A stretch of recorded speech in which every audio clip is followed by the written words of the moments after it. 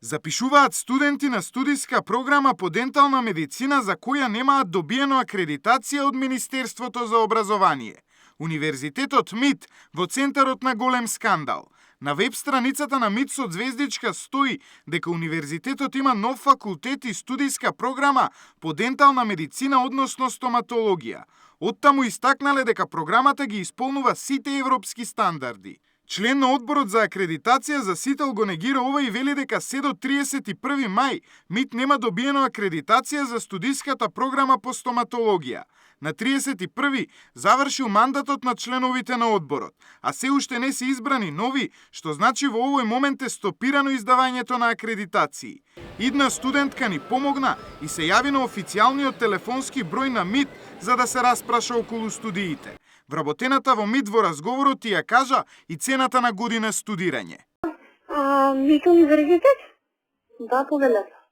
Да, јас на вашиот сајт видов дека имате за запишување од септември на факултет за дентална медицина.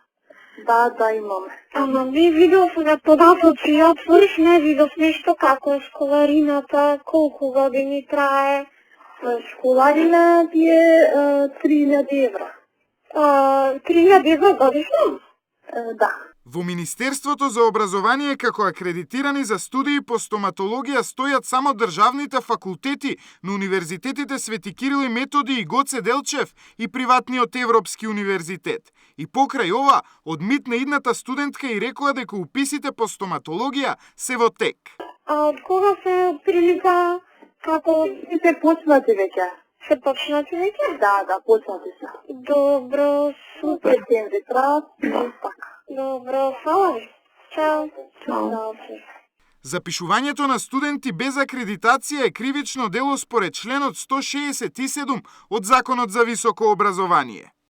И покрај тоа што немаат акредитација за стоматологија, од МИТ почнале да запишуваат и студенти од Турција. Нив им велат дека универзитетот ги исполнува сите стандарди, а ќе имаат настава и на турски. До СИТЕЛ стигнаа и документи кои покажуваат дека МИТ универзитетот ја има оваа практика од поодамна. Се работи за судски процес со студент кој во 2011 година се запишал на факултетот за безбедност, криминалистика и финансиска контрола. Кога дознал дека универзитетот нема акредитација за студиската програма, решил да се откаже од неа.